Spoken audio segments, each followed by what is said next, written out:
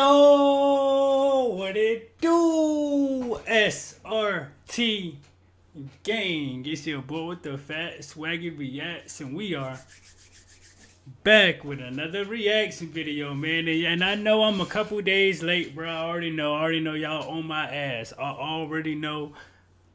Shouts out to MR.BALLEN, man, for giving us some more content, man. Today we're gonna be checking out from MR.BALLEN. Like, this hospital has a disturbing secret. So like, share, comment, subscribe, bro. We already know how these videos turn out, man. MR.BALLEN always comes through with one of the best storytelling channels on YouTube, man. So if y'all not a fan, bro, hit that subscribe button, bro. We got plenty of MR.BALLEN content on the channel, so please go check it out, man. I got a whole playlist, bro. Trust me, if y'all want to be entertained, I got plenty of videos of MR.BALLEN on my channel, so please go check it out, man. Please run those views up, hit the like button, all that good stuff, bro. I ain't finna hold y'all up, man. Like, share, comment, subscribe, gang. Let's get into it.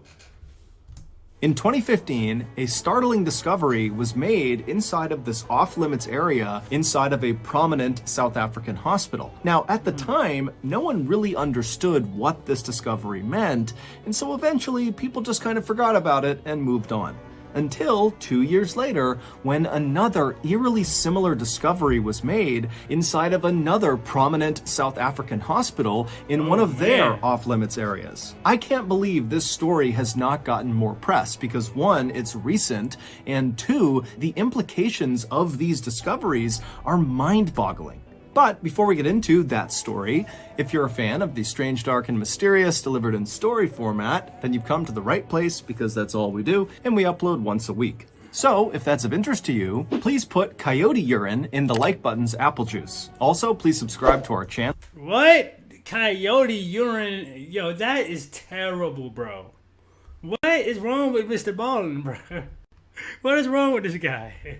Come to the right place because that's all we do, and we upload once a week. So, if that's of interest to you, please put coyote urine in the like button's apple juice. Also, please subscribe to our channel and turn on all notifications so you don't miss any of our weekly uploads. Okay, let's get into today's story.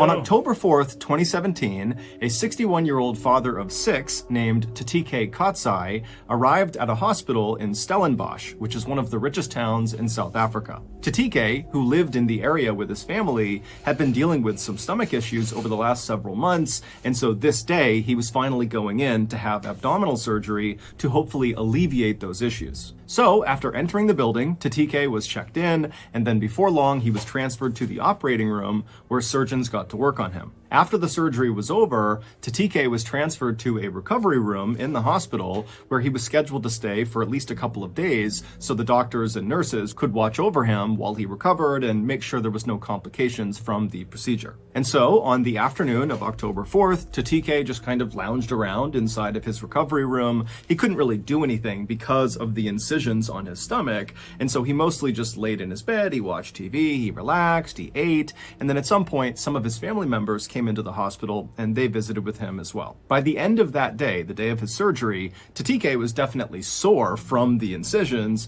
but overall he was in good spirits, and to the medical staff, it seemed very likely that his surgery was a success. Early the next morning, at around 5:15 a.m., one of the nurses in the hospital went to Tatike's room to check on him. And when she went inside, Tatique was awake, he was alert, he seemed totally normal. And so after a brief conversation, the nurse told Tatique that she was just going to get him some fresh linens to make up his bed. And so Tatique nodded a thank you to her, and then the nurse, she turned away from Tatique, who's in his bed. She stepped out of the one door in the room into the hallway, she grabbed fresh linens off of a cart, and then she turned back around and went back into Tatike's room, except now Tatique was not in his bed.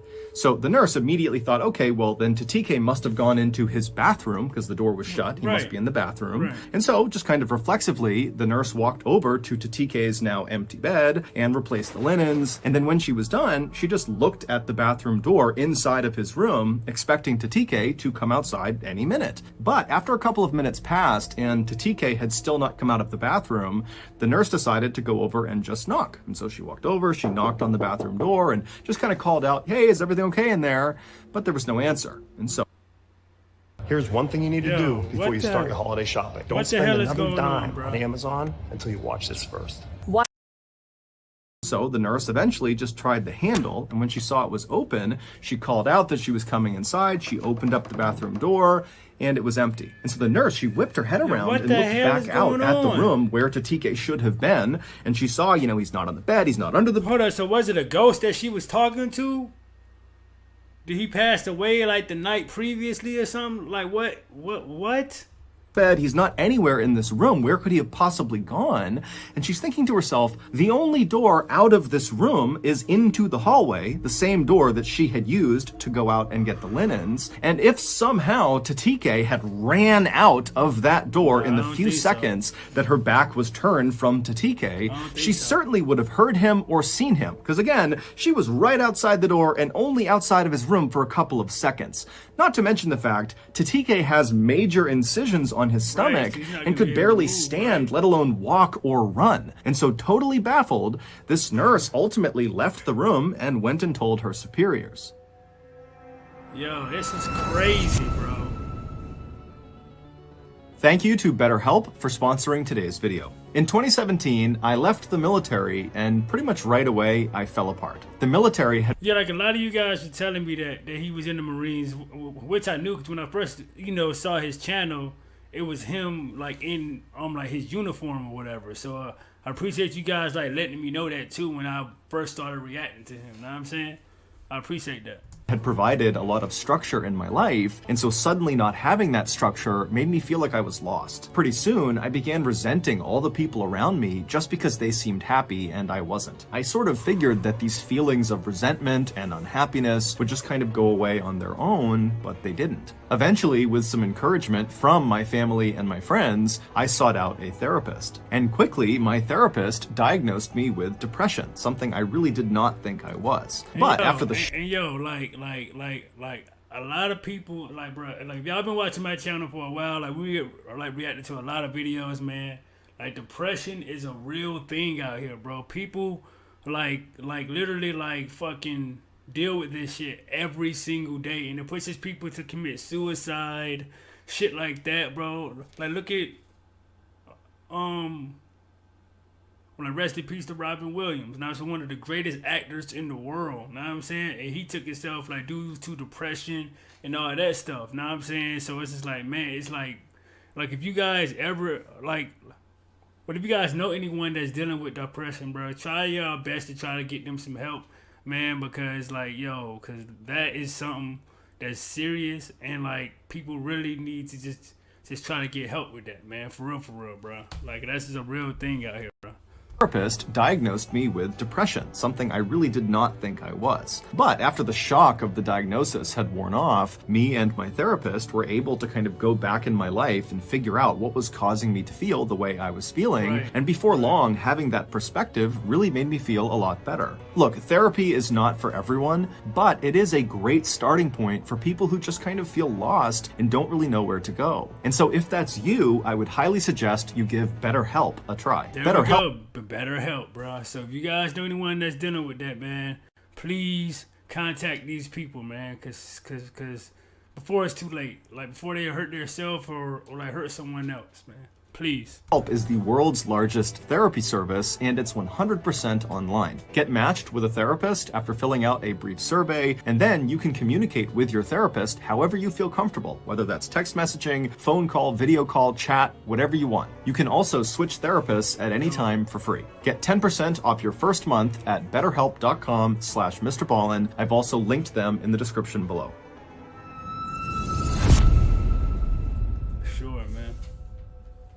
This hospital would immediately begin looking for Tatique on the grounds of the hospital, but they would do it kind of quietly.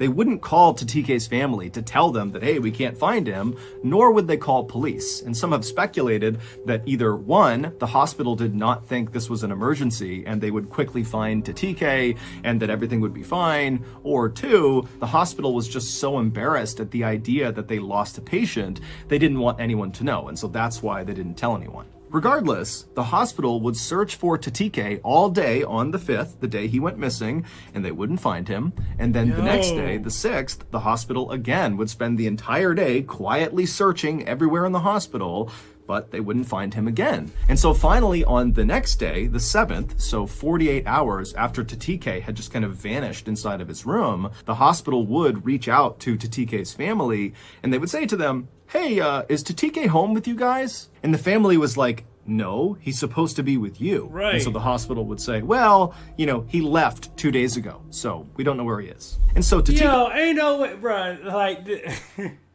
you're not gonna call me and be like, hey, is he there with you? Because he hasn't been here in 2 days. What the hell you mean he ain't been here in 2 days? Check them cameras. Do something. Like, what do y'all mean, bro? What? Ain't no way, bro. I would be snapping on them, bro. Tatike's family is horrified, not only that they were totally left in the dark, right, but they would find out over the course of this conversation that the hospital had not even contacted the police yet. And so the family, they reached out to the police, and then later that day, the family would meet the police at the Stellenbosch hospital, and then a very public search of the property would ensue to look for Tatique. However, again, no one could find him.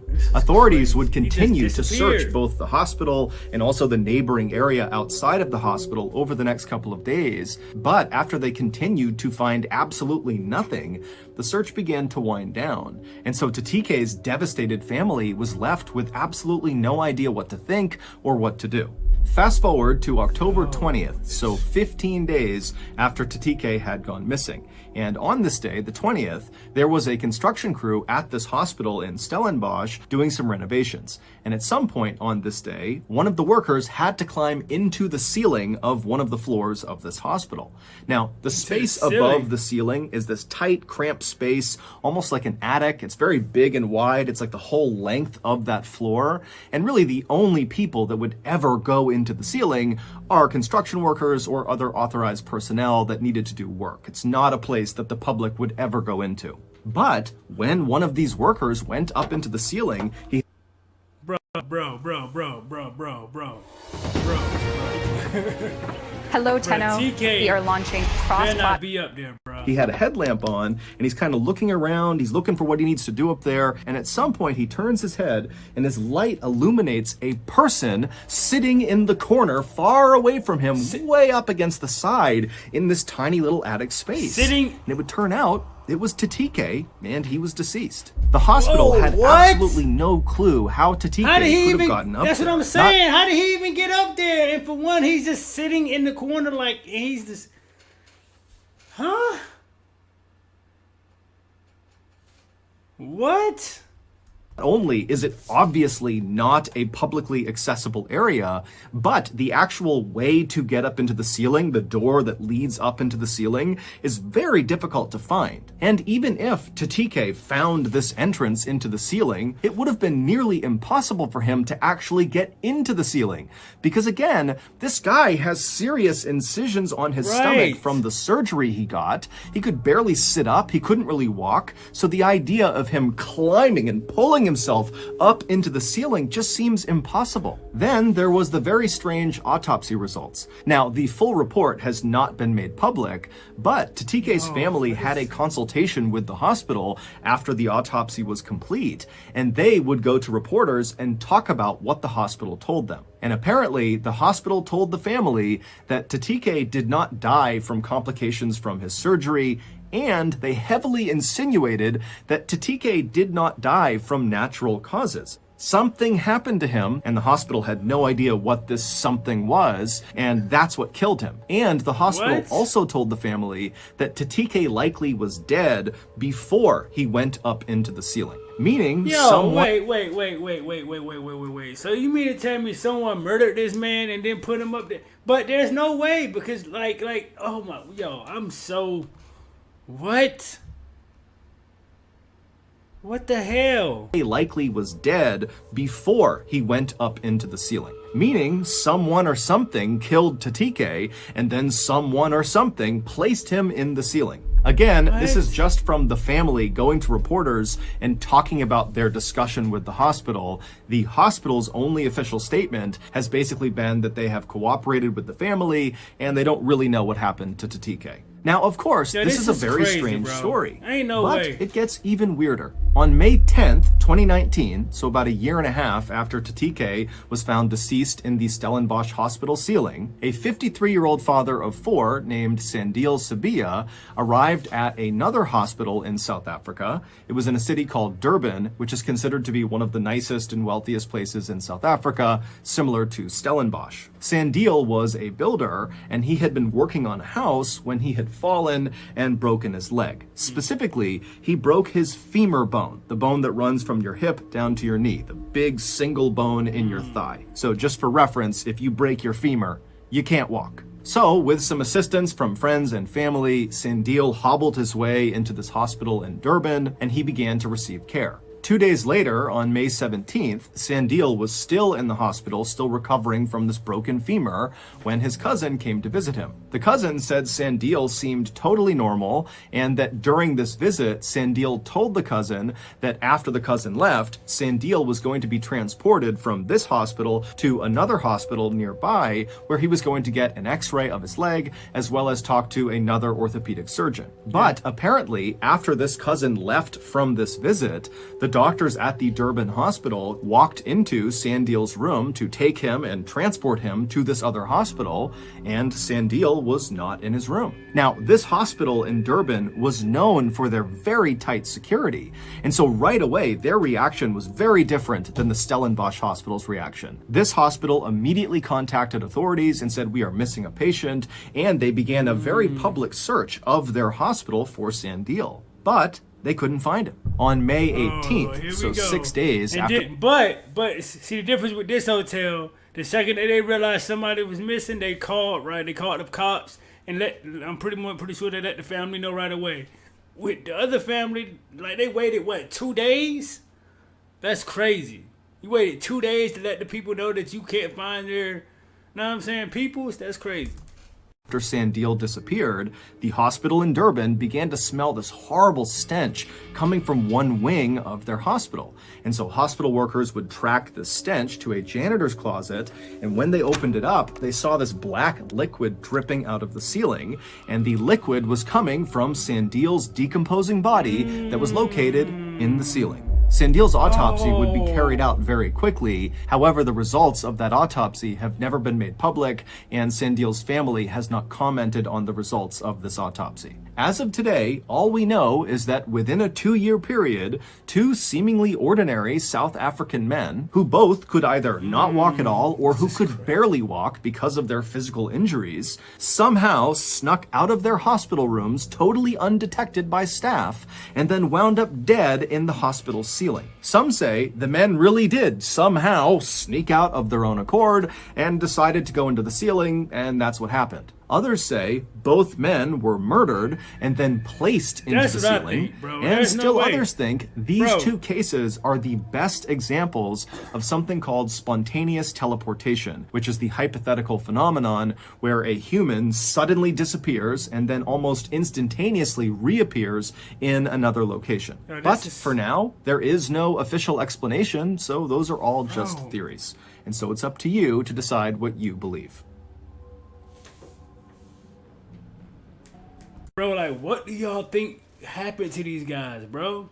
Like, bro, because I feel like maybe the hospital just knocked them off, like, and just, know what I'm saying, put them up there. But it's like, bro, come on, bro. This is crazy. And did it happen within a 2-year span?